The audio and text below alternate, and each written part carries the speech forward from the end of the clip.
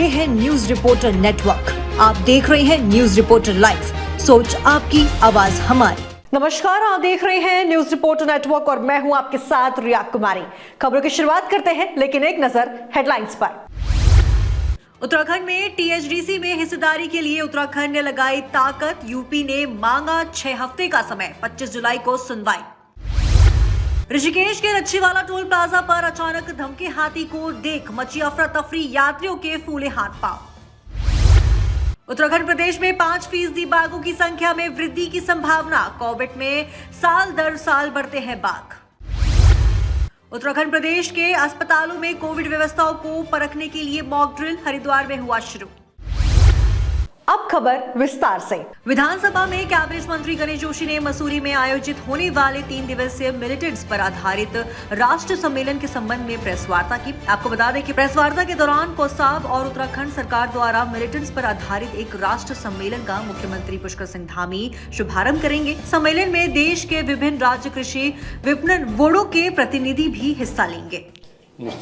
मुझे आपसे बात साझा करते हुए खुशी हो रही है कि 11 अप्रैल से 13 अप्रैल तक मसूरी में कोसाम द्वारा मिलट्स पर एक राष्ट्रीय सम्मेलन का आयोजन किया जा रहा है, जिसमें लगभग 15 देशों के प्रतिनिधि इसमें प्रतिभाग कर रहे हैं। 50 से अधिक लोग इसमें प्रतिभाग कर रहे हैं। जैसे कि आप सब लोग जानते हैं कि 2023 को देश के प्रधानमंत्री नरेंद्र मोदी जी की पहल पर इसको इंटरनेशनल मिलिट्स ईयर घोषित किया गया है। जब यूएनओ के अंदर मोदी जी ने इसके प्रस्ताव को रखा तो 72 देशों ने इसका समर्थन किया। अभी 18 मार्च को एक इंटरनेशनल मिलिट्स कॉन्फ्रेंस दिल्ली में हुई थी, मुझे भी इसमें प्रतिभाग करने का मौका मिला। उसकी शुरुआत मोदी जी ने की थी, उसमें 140 देशों के प्रतिनिधि उसमें आए थे। और आज पूरे विश्व में मोटे अनाज को लेकर एक नई अलग जली है और प्रधानमंत्री मोदी जी की दूरगामी सोच को प्रदर्शित करते हुए भारत ने, मोदी ने इसको श्री अन्न का नाम दिया है।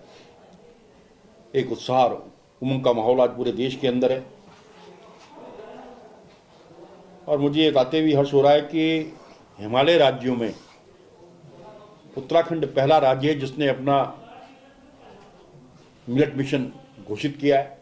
एसपी सिटी, एसपी देहात और सीओ डालनवाला के नेतृत्व में थाना Sahaspur police anti human trafficking और एंटी नार्कोटिक्स टास्क फोर्स के नेतृत्व में कार्रवाई करते हुए संजीवनी रिपोर्ट में छापा मारा और मौके से देह व्यापार संचालित कर रहे 3 आरोपियों को गिरफ्तार कर लिया गया है। इसी के साथ 15 युवकों को भी रेस्क्यू किया गया है। इतना ही नहीं, मौके पर पुलिस ने 573 ग्राम अवैध चरस भी बरामद हुई है, जो कि रेव पार्टी के लिए लाई गई थी। एसएसपी ने जानकारी देते हुए बताया कि सभी युवतियां चंडीगढ़ से बुलाई गई थी। एसएसपी ने बताया कि मौके से होटल के रिसेप्शनिस्ट दीपक उन लड़कियों को चंडीगढ़ से यहां लाने वाले ड्राइवर को गिरफ्तार किया है। इसी के साथ अंधेरे का फायदा उठाकर होटल संचालक समेत 2 आरोपी मौके से फरार हो गए हैं, जिनकी तलाश जारी है। नशीली वो चीजें हैं, इनके पास से चरस भी मिली है, तो ये सारी चीजों का मतलब एक तरह से अवैध कारोबार करते हैं। नहीं तो ये सिर्फ कल के लिए लाए थे या जैसा आपकी बता रहे हो कि नहीं, ये वाली जो पार्टी थी ये कल ही आई थी। तो इन लड़कियों को कहीं और भी सप्लाई करना था इसलिए कहीं। हाँ, और कोई, क्योंकि लड़कियां तो ठीक है, लड़कियां तो आई थी, लेकिन और लोग जिनके कि जैसे ये लोग थे ना, अब हमें जितने लोग मिले वहाँ कुछ 2-4 लोग तो जैसे बता रहा हूँ जो अमित गर्ग थे, संजय थे, जैसे हमारी टीम में तो कुछ लोग इधर उधर भाग गए, ठीक है, उनमें से 2 के नाम आए। बाकी और जांच चल रही है कि अगर और नाम भी आते हैं तो उनको कैमरे लगे, डीवीआर हमारे कब्जे में है, उस पर इन्वेस्टिगेशन कर रहे हैं। तो लगभग कितने नहीं, ऐसे तो हमारे हमें पता लगा जितने हमें दिखे वो हमने अरेस्ट किया। अगर और लोगों का भी नाम आता है तो उनके खिलाफ भी कार्रवाई करेंगे। देहरादून के निजी स्कूलों की लूट के खिलाफ उत्तराखंड क्रांति दल सरकार ने निजी स्कूलों पर नकेल लगाने की मांग की है। आपको बता दें कि देहरादून के एक हिल्टन स्कूल ने फीस का भुगतान करने को लेकर एक छात्र को 3 घंटे तक अवैध रूप से स्कूल में बंधक बनाए रखा और उसे मानसिक रूप से प्रताड़ित किया। यूकेडी के प्रवक्ता शिव प्रसाद सेमवाल का कहना है कि महंगी किताबें खरीदने के लिए बाध्य करने वाले स्कूलों के खिलाफ कड़ी कार्रवाई की जाए। निजी स्कूल केवल नई किताबें खरीदवाने के लिए हर साल सिलेबस बदल रहे हैं और केवल एक बच्चे की किताबों पर ही अभिभावक को 10,000 से 12,000 रुपए तक खर्चा करना पड़ रहा है। देहरादून को शिक्षा का हब कहा जाता है, लेकिन पूरे देहरादून को सरकारों ने जो है शिक्षा माफिया के हवाले छोड़ दिया है। न सिर्फ देहरादून में बल्कि ऑल ओवर स्टेट में जितने भी प्राइवेट स्कूल हैं इनकी मनमानी जारी है। किताबों के नाम पे, फीस के नाम पे, ड्रेस के नाम पे अभिभावकों से भारी भरकम राशि लूटी जा रही है। स्कूल मेंटेनेंस के नाम पे, एनुअल चार्जेस के नाम पे ये लोग बहुत बड़ी लूट मचा रहे हैं, लेकिन कोई भी सरकार कुछ कहने को राजी नहीं है, कुछ सुनने को राजी नहीं है। अभिभावकों की कहीं कोई सुनवाई नहीं हो रही।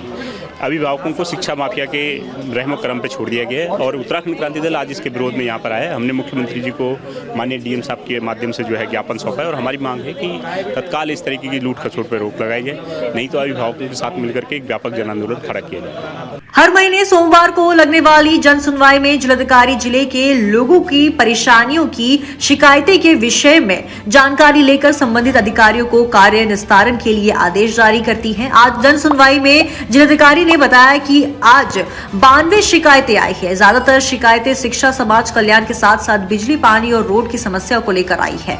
वहीं छुटपुट शिकायतें जमीन कब्जे को लेकर आई है, जिसके लिए बाकायदा सभी शिकायतों को संबंधित अधिकारी को निस्तारण करने के लिए पारित कर दिए गए हैं। खबर लक्सर से है, जहां लक्सर में पीएम आवास योजना में गबन के आरोपी ने कार्रवाई के डर से योजना की 2 किस्तों की रकम पालिका में वापस जमा कर दी है। उधर इसमें एफआईआर की मांग को लेकर ऑल इंडिया जर्नलिस्ट एसोसिएशन ने नपा कार्यालय में धरने पर बैठ गए हैं। बाद में 2 दिन में कार्रवाई के आश्वासन पर धरना समाप्त कर दिया गया।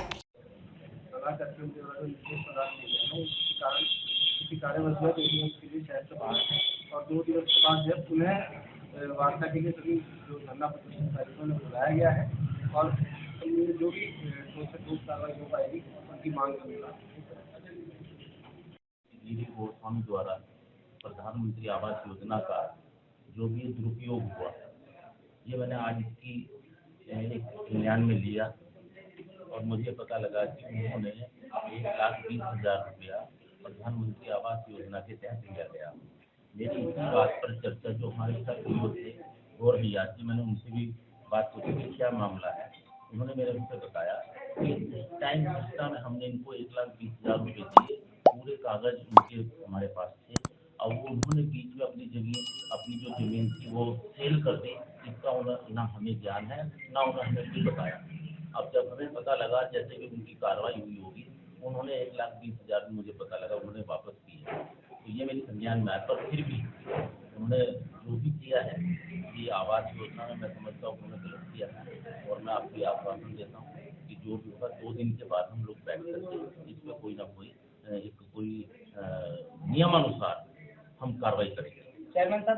देहरादून के रायपुर थाना पुलिस को बड़ी सफलता हाथ लगी है। दरअसल पुलिस ने आईपीएल मैच में ऑनलाइन सट्टा लगाने वाले 6 अभियुक्तों को गिरफ्तार किया है। एसएसपी देहरादून दिलीप सिंह कुंवर ने इस मामले का खुलासा करते हुए बताया कि आरोपियों के विभिन्न बैंकों के 5 खातों में सट्टे के कुल 7,65,000 रुपए बरामद किए हैं, जिन्हें फ्रीज कर दिया गया है। साथ ही सट्टे में प्रयुक्त 9 मोबाइल फोन को भी पुलिस ने सीज कर दिया है। एसएसपी ने बताया कि मुखबिर से सूचना मिली थी कि राजपुर स्थित लक्ष्मी देवी स्कूल से पहले रोड के किनारे एक घर में कुछ लोग आईपीएल मैच में ऑनलाइन सट्टा लगा रहे हैं। सूचना पर थाना अध्यक्ष रायपुर द्वारा सभी आरोपियों को गिरफ्तार कर लिया गया और साथ ही कोर्ट में पेशी के बाद आरोपियों को जेल भेज दिया गया है।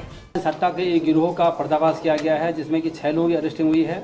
ये सब देहरादून वासी हैं और इनके पास से 9 मोबाइल फ़ोन बरामद हुए हैं, 25,900 रुपया बरामद हुआ है। 7,16,500 रुपया जो उनके अलग अलग 5 बैंक अकाउंट्स में जमा थे उनको फ्रीज किया गया, जो कि उन्होंने इसी सट्टे के माध्यम से आमदनी या उसको रिकवर पैसा को व्यवस्था करी थी, उसको हमने जो है वो फ्रीज कर दिया है। और एक बहुत अच्छा काम हुआ है। इस टीम को मेरे तरफ से 10,000 का इनाम। देहरादून के स्मार्ट सिटी के कार्य के चलते खुदी सड़कों पर एक युवक ने जताई नाराजगी। कहा कि सरकार काम में बहुत ढील दे रही है। इसके साथ ही युवक ने सरकार के कार्य पर बहुत नाराजगी जताई है। पूरा पिछले एक हफ्ते से, एक महीने से देख रहा हूँ मैं यहाँ पे कि नाला खोद के चले गए। कभी हर दूसरे तीसरे दिन में काम होता है और यहाँ पे अभी यहाँ से हमारे सामने से एम्बुलेंस गई है और उसको कितनी दिक्कत हुई है। हम लोग वहाँ प्रेम नगर से आ रहे हैं, वो 1 घंटे से फंसी हुई है एम्बुलेंस तब से अभी तक। वो यहाँ अभी जाके वो घंटा घर पहुँची है। क्या हालत होगी जिसके अंदर आदमी बैठा हुआ है। इतनी बुरी हालत हो रखी है। कम से कम सरकार को ये काम तो निपटाने में तेज़ी दिखानी चाहिए। बिल्कुल ढीला, बिल्कुल ख़त्म काम है। कोई हिसाब नहीं है, कोई वो नहीं है, कोई शेड्यूल नहीं है, कोई डिसिप्लिन नहीं है, सिर्फ चल रहा है काम। तो आज के इस खबर में बस इतना ही। देखते रहिए न्यूज रिपोर्टर लाइव। धन्यवाद।